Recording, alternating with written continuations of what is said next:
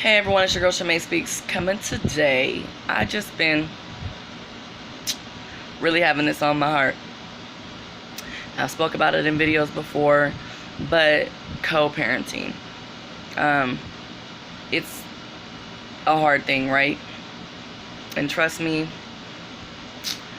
in my journey of single mommy life with co-parenting, I've been probably I probably have had all the emotions you can have, like angry, hecka angry, frustrated, disappointed, mad, happy, understanding,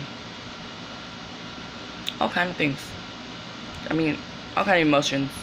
I've had many of them, but one thing, and I was probably considered a bitter baby mama for like the first year and a half, 2 years. But my baby, she's 4.5. But for the last 2.5 years, it's actually been okay, you know. It's what you make it. Even if the other person doesn't do exactly what you want them to do, you kind of just gotta like do your part. And that means that just because that person isn't doing what you want them to do, what you expect them to do, because unfortunately in co-parent situations we have to lower expectations.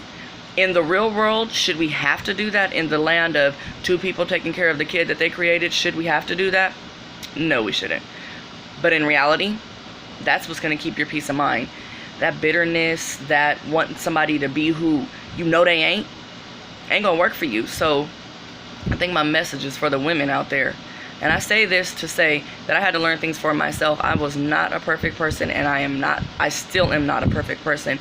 I do get frustrated. I do not like the way certain things are. But what I do is I decide to focus on me and my child and pray and nurture a healthy relationship with her and her father, despite of who I think he is or who I think he ain't. I try my best to focus on what's best for her versus my feelings. Do I get pissed off sometimes? Sure do. However, that's not going to stop me from allowing my daughter to love her father. Because you know what? No matter what that other person doesn't do, that's between them and God. And reality is, trust me, you don't gotta, when somebody is a certain way, you don't have to show your children.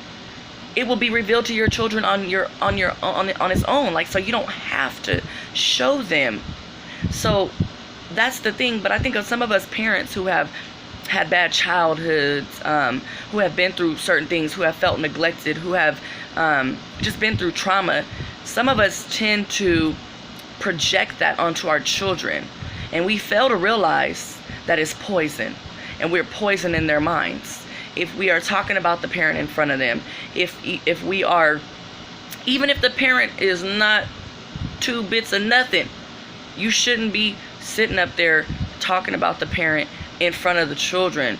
I've had to catch myself a couple times early on, especially, so I understand. But you know, what you want to show your kid is the love that you would want. For example, if you didn't have your father, why would you be that woman who would try to make this other father's life hard?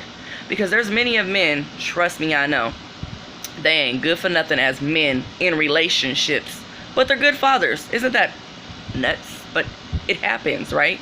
So who are we to alter the relationship? There are many women who self-sabotage. What that means is they will set the other person up for failure just because that other person isn't exactly who they want them to be. They will continuously create problems. They will continuously poison this child's mind, and as long as they feel justified for the things that they're doing, until it backfires on them. And I say that from a lot of experience and situations, and just, you know, observing and just not wanting to be that person. But I say all this to say, I've done some crazy stuff. I've been pissed off. I've been everything you can't think about with co-parenting. But at the end of the day, I'm going to make sure my daughter loves her daddy. Period. She's not going to know what he ain't. If she finds out what he ain't, she going to find out on her own. Because that's how it's supposed to be. It's not supposed to be the mother or the dad poisoning the child's mind about the other parents. That's not how it's supposed to work. And if you're doing that, you need to check yourself. You might need to get some therapy. You might need to do something, because if your friends are telling you that what you're doing is okay, then you might need to get some new friends, some God-fearing friends or something, because that's not okay. It's not okay to make a child feel a certain kind of way. It's not okay to poison them. It's just not. And whatever world you're living in, you might want to get out of it, but you got to think about this too. Your peace of mind is what matters. And your peace of mind actually helps you, having a good peace of mind actually helps you be a better parent. It helps you be the best parent you can be. I just seen this phrase that said, you cannot pour from an empty cup. That means that if you empty because you feel some type of way and you miserable, how you going to be a good parent? How you going to nurture your child? How you going to nurture a relationship? Period. So you got to think about that. Do your part. If the other parent isn't doing what they're supposed to do, what can you do? You can't make nobody do nothing. I'm 35. I still ain't really been able to make nobody do nothing but my baby pick up some toys or something. And I don't like, I like people do stuff I tell them to do, but hey, that's just life, right? I'm just saying. So anyways, I know it's a long video, but it's just something that has been on my mind. I am not a perfect person. I will never profess to be. But I do my best to ensure that my child is well taken care of, to ensure that my child has the best example of the father as she can. I don't poison her. I don't want to be that mom. I don't want to be that mom that says, your dad is this, your dad is this, your dad is that. Well, sometimes as parents, we have to answer questions about the other parent. Of course, that's just life. And in the reality, if you want to keep it really, really, really, really real, when we sign up to be single parents, because some of us know that that's what it is from the beginning. Some of us do, some of them don't. And there's no judgment either way. But that's to say, that's what happens. And I don't know about other single parents, but I live my life as if I don't need nothing. And I say that to say that my expectations are whatever that person wants to do. Is it frustrating at times? Yes. It's always going to be frustrating if you guys are different people. I think that's the moral of the story. But the common ground is what matters for your child. If you are showing the other parent ill will, animosity, your child will sense that, especially when you're doing it in front of them. And then in your mind, you justify what the reasoning is between the relationship of the child and the other parent. But you fail to realize what you are creating. You know that thing where they say you're creating a monster? You can create a monster. You can create this child that has so much resentment from the mind that's been, out of their mind that's been poisoned by that parent. Might be you. And you don't understand it, and it's just not fair. So act out of love. Do your part. Do what you would want to do if you were someone who didn't have the other parent.